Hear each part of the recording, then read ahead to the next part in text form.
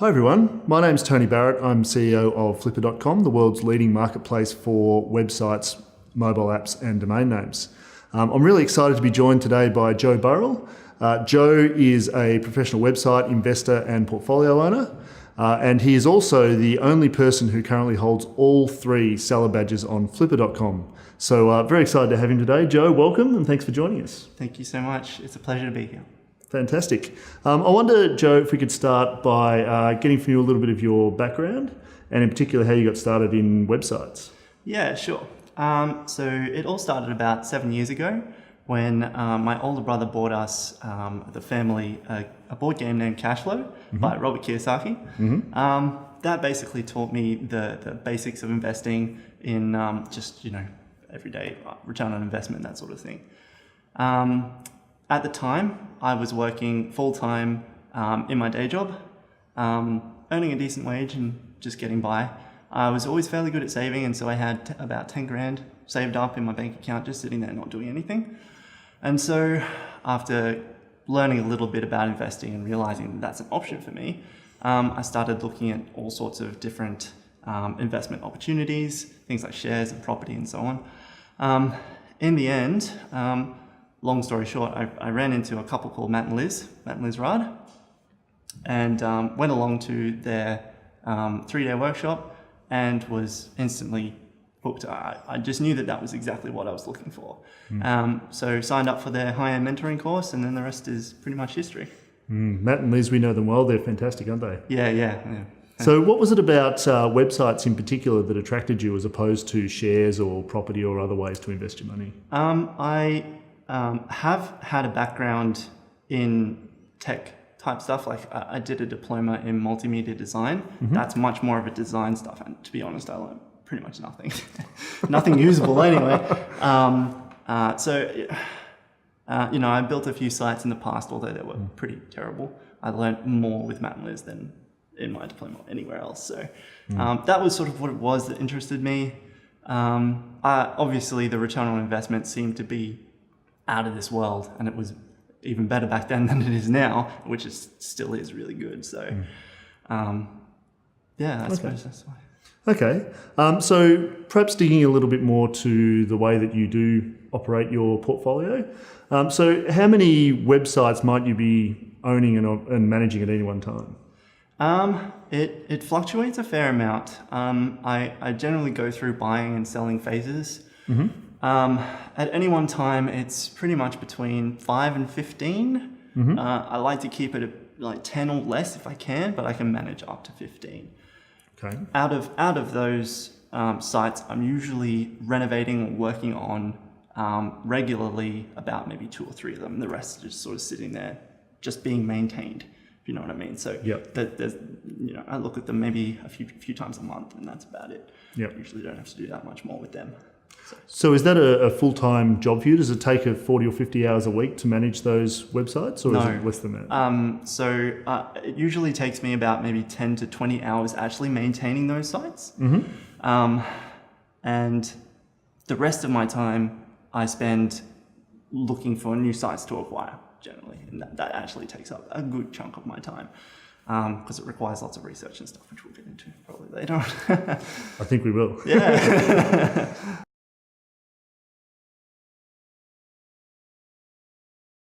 What I'd really like to ask is, when you're looking for a website to buy, what are the things that you look for in a website? There are a lot of factors, lots of things that I really like to see. In general, it's high margins. So I like any site that has high margins to it, low expenses, high profit, or high income. What that does is it gives me room to reinvest that money into the website to grow it. There are a lot of other factors like domain authority, history, and more obscure type stuff that's sort of not really possible to put an exact value on. But yeah, that's usually what I'm looking for. So do you subscribe to the Warren Buffett approach of invest in what you know? Invest in what you know. Yeah. Although, having said that, I am in plenty of niches I know pretty much nothing about. So, not always. So do you have particular favourites, I guess, in terms of the types of niches you look at or the types of sites that you like to invest in terms of how they're monetised or how they operate? No, actually I don't. I definitely have favourites, like not niche, but favourite monetization methods, and generally the content type sites are the ones that I like the most. Okay.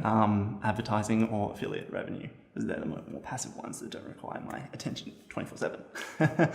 Fair enough. And do you believe in terms of return on investment and that sort of thing that they're the best ones for you to invest in as well? Yes. So return on investment is pretty much everything when it comes to this.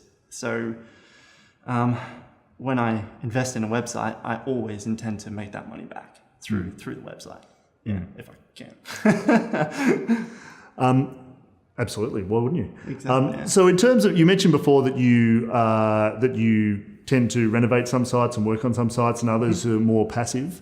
So when you're buying a site, are you always buying it for resale value and to resell it in the past resell it in the future? And how often would you typically hold a site when you do buy it? Yep. Okay. So a few questions there. Let's see. So I hold the sites generally between 6 and 24 months. Okay. I will hold it for longer than that if it's if I can see that there's potential. But usually when it's made its money back, I'm looking, okay, when should I sell? When's a good time to sell? And then it's never really set in stone. It depends on the trajectory of the site and so on, things like that. But every single site that I buy, I have the intention to sell eventually. Yes. Okay, so you wouldn't look at investing in a site and holding it for a long period of time just to generate revenue through that? It's not really your game? Maybe eventually. At this point, no, I'm not doing that yet. But I do own a couple in my portfolio I know I'm going to hold for more than 24 months. So, there are definitely ones that are exceptions. And is that something that you can recognise up front? When you're buying it, that it's going to be one of those ones you might hold for a longer period of time? Yeah, I can tell. You can tell? Yeah, I can tell. They usually have a lot more established business. They've got a history that is consistent or slowly uptrending. I can usually tell. But, I mean, the plan. You set a plan, and those things generally change over time anyway. So, never know 100%. No, exactly. So I imagine as someone who is buying sites for resale value, you're always on the lookout for really well-valued sites. So sites that you can buy at a lower price and then sell for a higher price later on, right? Yes. So can you tell us a little bit about the valuation process that you use? How do you value a website that you're looking to buy? All right. So it pretty much because we're looking mostly at ROI. A lot of it does come down to the profit, the monthly profit. So I look at the expenses that I'm going to incur, not what the seller is incurring. So the seller will sometimes have expenses or won't have expenses that I will have, whether it's because I'm outsourcing something that they're not, or my hosting is going to be a little bit more, or if I'm going to intentionally post more content, whatever. And that's a really important point, right? That what they do might not be the same as what you do, depending on your skills and your contacts and all those sort of things. Exactly, yeah. And as someone who runs 15 sites at a time, you don't necessarily have the time to put 20 or 30 hours in a week into one site. So you might incur more cost to outsource that. Yes. Yeah. What was the other half of that question? Forgotten. It was how do you? I just wanted you to walk through a little bit of your valuation approach. Yeah. So yes, how do you value a site? Yeah. So you talked about the expenses side, which was might be different from what the seller has. So I generally get the profit and then figure it out monthly multiple based on that. There's lots of other factors like like I said before, the history and so on like that. General rule of thumb though is I only spend more, or I only spend less than what I think I can sell it for. So if a site I think I can sell for 20 grand, the seller is offering it to me for 15, that's a good deal for me because I know that I can get that. But that's something that I've builds up over time through experience.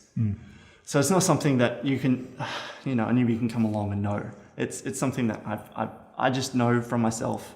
This is the sort of site that I think I can sell. I know that the market value around this is this and so on. So, yeah. But you know that because you've been doing this for a number of years. So if you're talking to someone who's looking to get into this space, then is experience the only way for them to get to that point and to learn it? Or are there other things they might be able to do to get up that experience curve more quickly?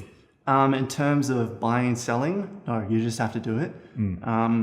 Because it's a different world. Like you can be an expert at building sites, but have no idea how to sell them. Okay. Or have no idea how to buy them. There is a lot of things that you don't really think about if you haven't done it for, at least a year, I would think. Which is why one of the biggest advice that I would give to anyone starting out is to start small, very small. So anything, never ever invest for your first website, never invest more than what you are prepared to lose. So if you're happy to take that money and flush it down the toilet, that's a good site. You should get that one. Not that you want to do that. No. Obviously, your intention is to make money with it and eventually make your money back, of course. Yep. But when you're new at something, you make mistakes. And that's just a fact of life. So long as you're aware of that and you keep moving forward, that's fine. Okay. Yeah. So, Joe, I just want to close out a little bit more on the valuation. So you spoke a little bit before about how the expenses that a seller who's selling you a site might incur might not be the same as the expenses that you incur when you take over the site. Does that apply to revenue as well? No, it doesn't. The reason being because it takes a fair amount of knowledge to know exactly how it's going to perform. I don't ever presume that it's going to make X amount once I bought it. I always take previous revenue as my base, because that's how much I know that it can make. Anything past that is a mystery, and I'm not going to take a bet on that. I'm always going to say, okay, this is how much it has made. This is proof. This is obvious.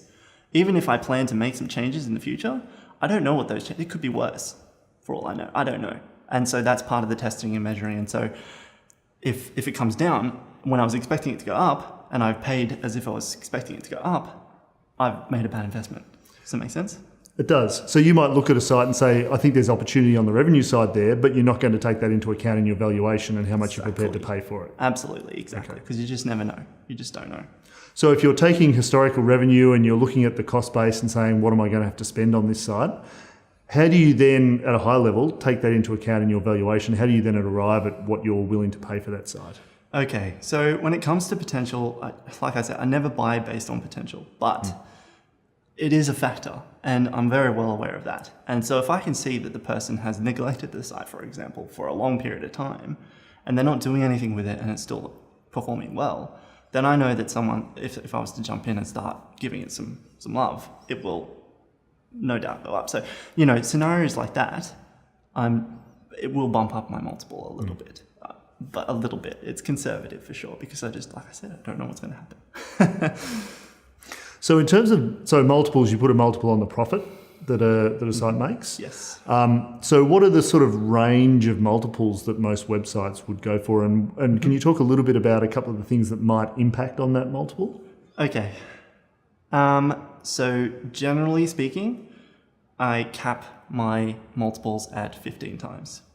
That's monthly profit. Monthly profit. So if a site's making 1,000 a month, that would be a max of 15. I have broken that rule a couple of times.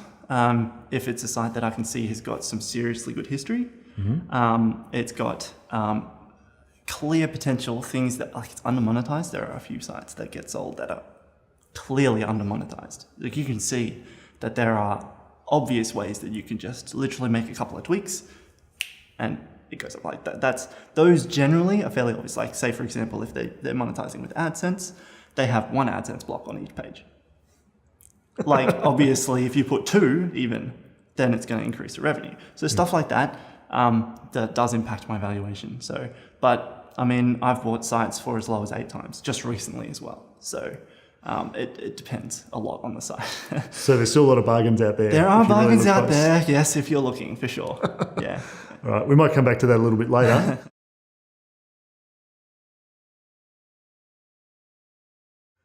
So, Joe, we've talked a lot about what it's like to be a buyer in terms of buying a website. I'm interested also in what it's like to be a seller. So do you have any key tips for someone who perhaps might have built a site and are looking to sell it and have never bought and sold before? Okay, yeah, sure. A few tips. Number one is definitely documentation. You have to make sure that you document your pretty much as you possibly can about that website, so that it's ideally in a package that you can just simply hand to every buyer that comes across. It eliminates a lot of questions that get asked of you, and it just sort of lays it out. You want to make it almost to the point where the buyer doesn't really even need to do due diligence. Like, everything is in this document. So it's fairly comprehensive. I use Google Sheets for this. I call it my KPIs for this. And then, you have a profit and loss in there. You'll have, make sure that's accurate, 100% accurate. That's very important. If it's, you've got screenshots that are different than what's in your profit and loss, that's a red flag and a bit of a problem. Your top keywords that are bringing in traffic, most popular pages, how much traffic they're coming, bounce rate, time on page, all those sort of metrics. And if you're selling your own product, then, conversion rates and things like that also go a long way to help. Return rates and so on. So that's documentation. The next thing is to answer everyone's question as if they are your buyer. So if someone is coming to you and asking you a lot of questions, or even if it's just one question, can you add me to the Google Analytics or whatever, you can elaborate on that. You can say, add it and so on. Answer every single response as if they're your buyer. Is that because any one of them could be your buyer? Exactly, partly. Also, it shows that you are willing to put in the effort when it comes time to close a deal. So if they give you like one or two questions and you answer 15, not that you have to do that, but then it shows the buyer that you are someone who's good to work with, and they will be willing to pay you more just simply because they're working with you. Yeah. That goes back a bit to what you're saying about the seller before, when you do due diligence on the seller. So you're trying to prove yourself as a really good seller that people will be happy to buy from and trust. Mm-hmm. And I imagine your experience as well as a buyer allows you to then set up the sale more effectively because you know what they're looking for. Yeah. Helps to be working on both sides at different times. Yeah. Yeah, you can definitely organize all sorts of different business structures. Structures for the deal. So, you can have earnouts and those sorts of things as well. Most common is definitely just a buyout though, especially if it's a smaller sort of site. Just a straight payment for the site. Mm-hmm. Yeah. Yeah. So you also mentioned before that one of the really important things you do as a buyer is due diligence on the seller to make sure that you trust that person and you're happy to buy from them. Mm-hmm. Does that work the other way as well? Do you do due diligence on a buyer as a seller? No, I don't. The reason, I don't know if I should or shouldn't, but generally speaking, there is significantly less risk as a seller that the buyer will drop out. Usually, especially if you're using a platform like Flippa, there are a lot of buyers. There are a lot of people there willing to spend money on your website. So generally, it just goes to the highest bidder. So, and if things don't work out with that person, that's okay. You can just either go to the person who was second and just say, look, the first person fell through. Would you still be interested in it? And if that doesn't work out, you can just relist it. It's not that much of a problem. And does that change at all if there is an earnout involved? So you said most are straight purchases, but if there is an earnout involved, then you'd want to know more about the buyer in that case? Absolutely. It's definitely more risky when there's an earnout and it's not just a straight transfer. I don't do that very often when I'm on the seller side. In fact, I don't think I've ever done that, but I am open to the option. But you have done it on the buyer side. Oh, actually, no. Yes, I have. No, I've done it on the seller side, not on a buyer side. Anyway, so, I mean, pretty much any site, usually those sort of earnout ones are with bigger sites and require a little bit more back and forth. Getting to know them is a big point then. But, I don't go looking into their LinkedIn profiles and all those sorts of things. I don't usually bother with that. Because there's usually so many as well. There are a lot of buyers on there. So I'm getting messaged on an average listing by up to 50 different people. So I'm not going to look into every single one of them. And I don't know who's going to end up being one of the highest bidders anyway. So I just let it play out. We do find from some of our sellers on the Flippa marketplace that they are interested in doing due diligence on buyers from time to time, but it is usually, as you say, the higher quality, or I shouldn't say higher quality, higher value websites. And it's also usually where the seller has built the website themselves and they feel like it's their baby that they're passing over to the next person. So they have a high level of interest in who actually takes that over and what they do with it. Whereas I think in your situation where you're buying with an intent to sell, then it's probably less important. So that makes sense. Yes, exactly. Yeah. So I'm a little bit more objective, but I see that all the time as well with people who are, they've built this amazing thing around usually themselves, and it's hard for them to let it go. And you definitely, as a buyer, those are the ones that you definitely want to make sure that you develop some trust and that you care about the business as much, or at least close to as much as they do. Yeah. One question that I'm interested in relation to that too is, do you have people that you've bought from or sold to multiple times, like people that you come back to?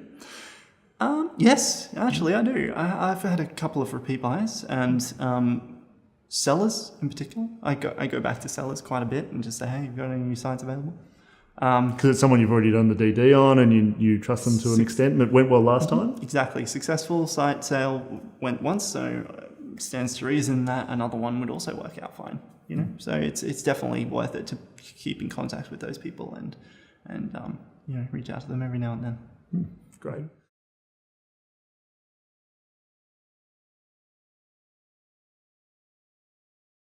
So one question or one topic we haven't really covered so much so far is monetization. So I'm interested in your views on monetization of a site. Obviously, there's multiple ways to do it.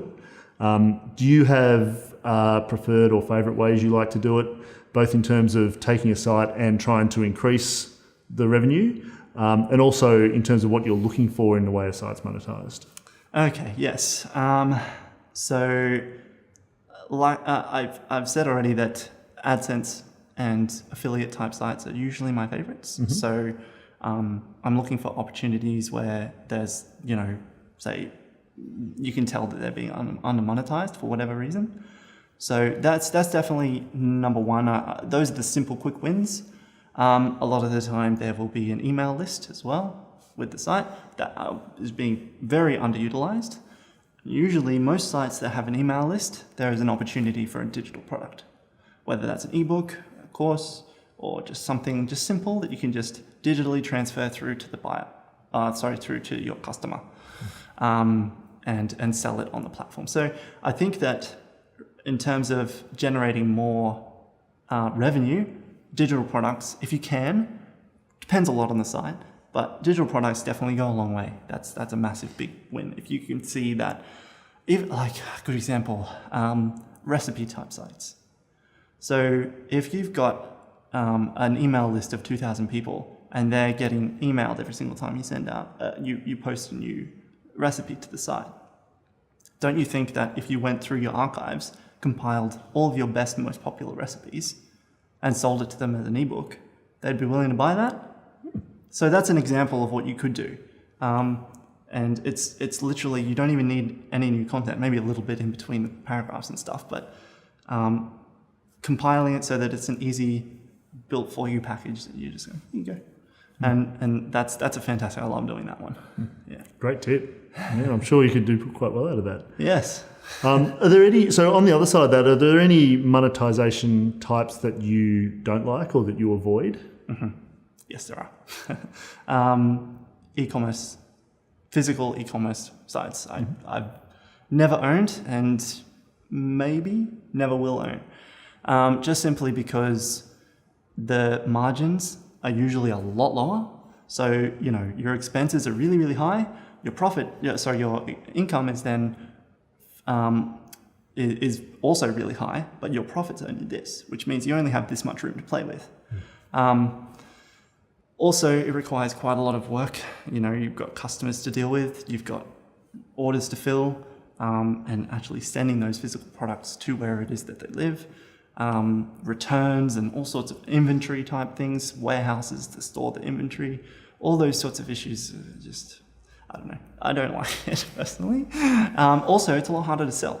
They're really difficult. I've seen a lot of sites on Flippa that are e-commerce, and they usually sell. It just seems like there's far less activity on them. I don't know that for sure, but maybe that's just my perception. But it does seem to be that they are harder to sell because you've got inventory, you've got something that's extra. It's not just a website then. You know, it's more of a traditional business type thing, which is not what I signed up for. Fair enough. Keep it simple. Yes. Yep. Yeah. Keep it focused. Makes sense.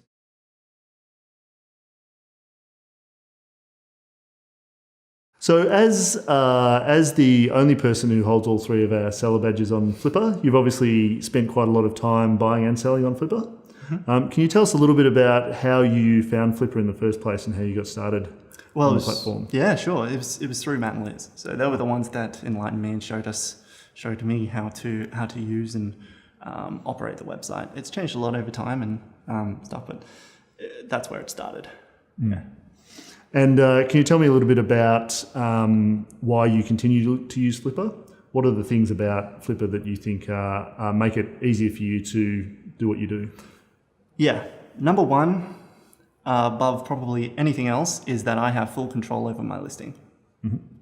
So I have the ability to pretty much put whatever I want in that listing description, and I can address every single issue that needs to be addressed in there. If you were to sell it through just a usual broker, they don't know your website or your business the way that you do. And so it makes them difficult to put together a document that explains that. With Flippa, you have full control over that. So you can attach documents, attach screenshots, attach anything that you need to help that buyer understand that business to 100%. The obvious ones are there's lots and lots of buyers on there, and there's lots and lots of websites that go up every day as well. So every time I go on there, I see new sites that I can potentially look into. So it's a bit of a no-brainer. And you're still finding plenty of good value deals as both a buyer and a seller? Yes. On Flippa? Absolutely, yeah. Great. The other question I wanted to ask you about Flippa was we do get new people who come onto the site who can be a bit nervous about the whole payment process, particularly people who've never bought and sold a website before. So they're worried about, I'm handing over my website or I'm handing over my money to someone who may be anywhere else in the world. Have you ever had any issues with money going missing or websites going missing or anything like that? I've never ever had any issues with that. Okay. No. In fact, I don't think I've ever had a sale fall through due to any of those reasons before. So the reason for that, Flippa has just recently made it even easier with their escrow platform. Mm-hmm. So it used to be that you had to go outside of Flippa once you've finalized the deal inside Flippa. You go outside Flippa through escrow.com or PayPal or wire transfer, God forbid. Those would be the only ways that you would be able to close that deal and send that money to the seller or vice versa. Now Flippa has a Flippa escrow service where they hold the money for you. You transfer the assets, and it's then when you finish transferring the assets, they send the money, or the buyer tells Flippa, okay, I've received the assets. You can release the money through to the seller. It takes out all of the risk, pretty much, so long as you've put it clear in writing what you're actually getting. You shouldn't have any problems using that service at all. Yeah. Fantastic. It is something that new people can be concerned about. So it's good to know that someone with your experience who's sold so many websites and bought so many websites on the platform has never had an issue. Yeah. It's great to hear. Maybe I'm lucky, I don't know. No, I think you're pretty typical. Okay, good.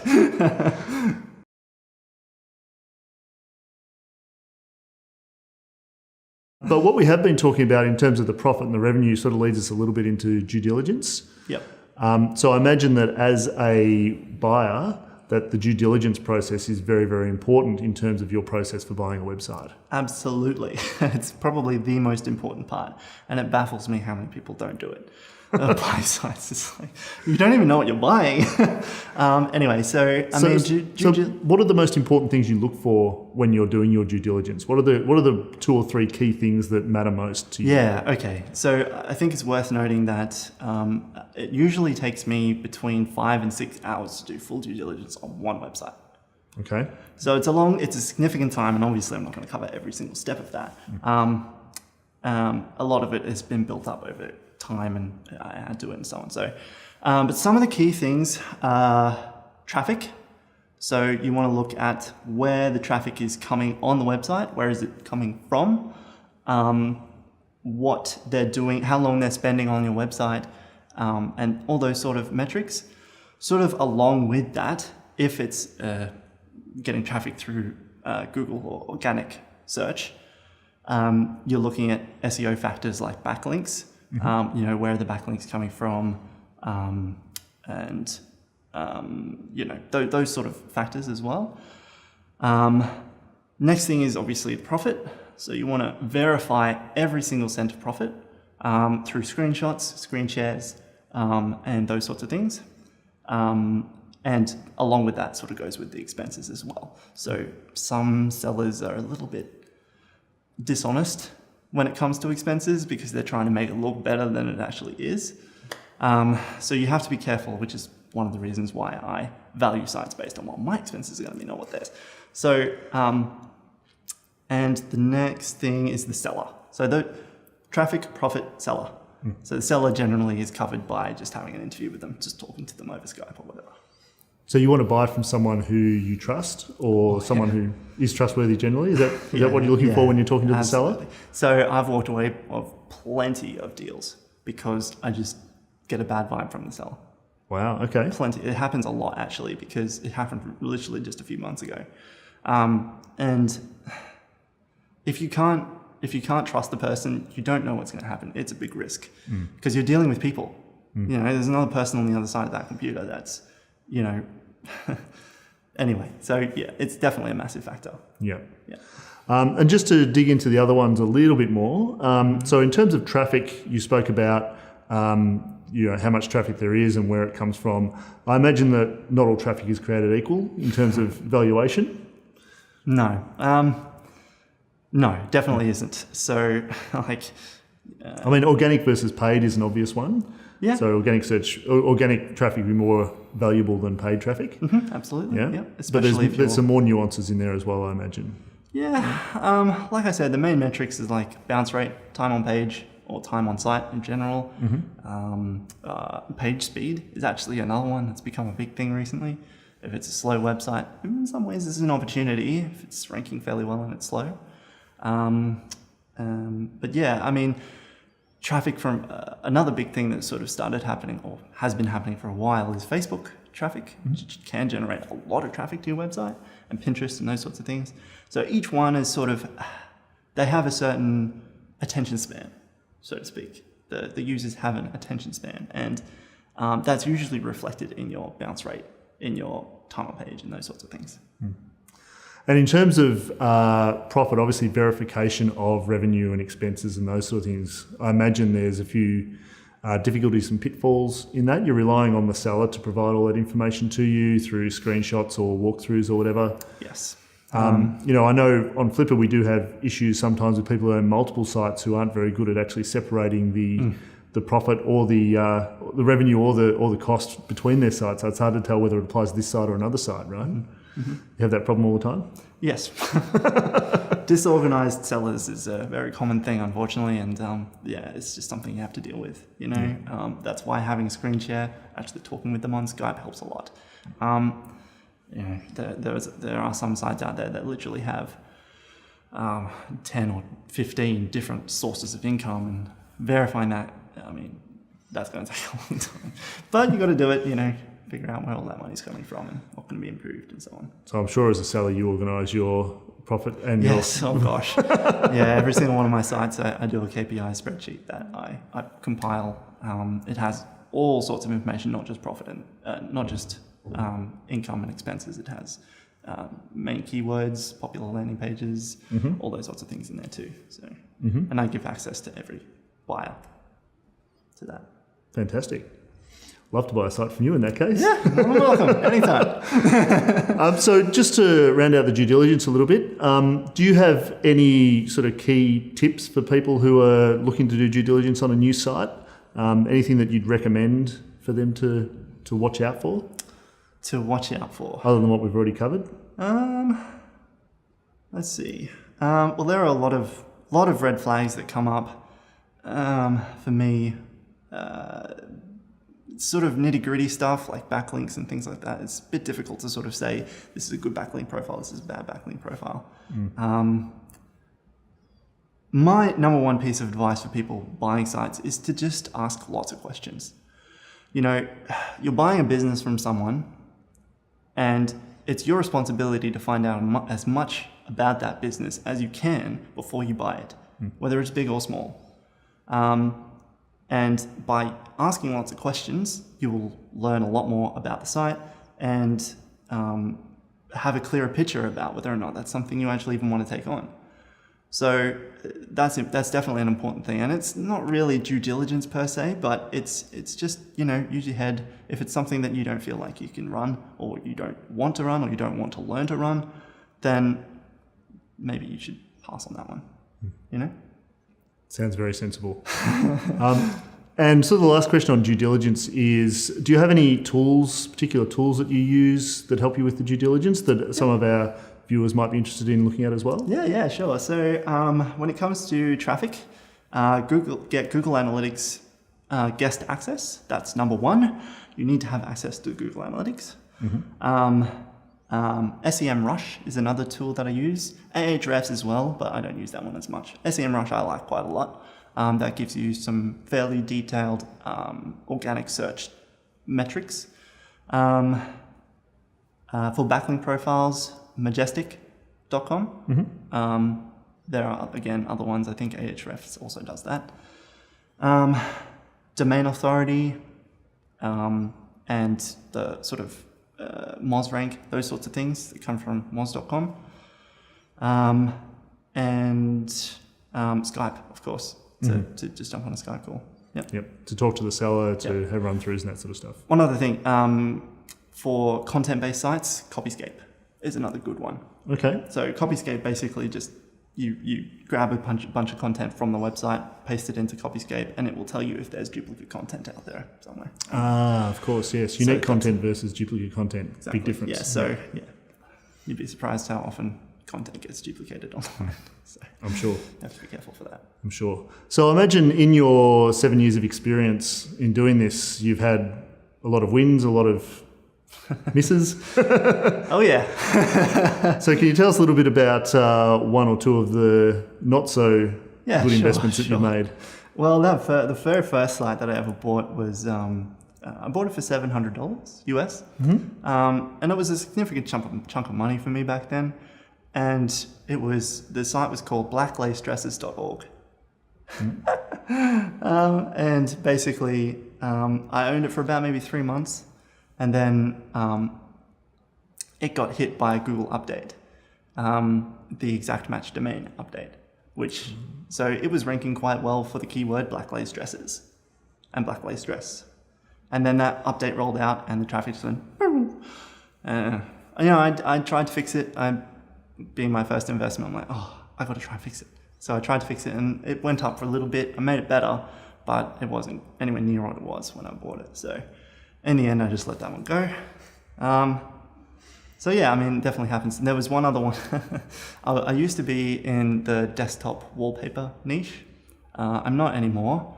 After what happened with this one, I bought it. It would have been easily 3 or 4 years ago now, for sure. And this site had literally tens of thousands of images on the site, none of which they owned copyright to. And of course, I didn't know much about copyright back then. And one of the photos on the website was done by a photographer. And they contacted me and said, you're not supposed to display that. And they essentially threatened to sue me. They sent me letters and stuff like this. And I'm like, okay, what do I do? In the end, I ended up losing $1,000. I had to pay them a bit over $1,000 US to them just to make them go away. And yeah, that was the end of that niche. Not to say that you can't do it. Like, there are plenty of wallpaper sites out there that are doing it properly, but it's definitely a bit of a risky niche for sure.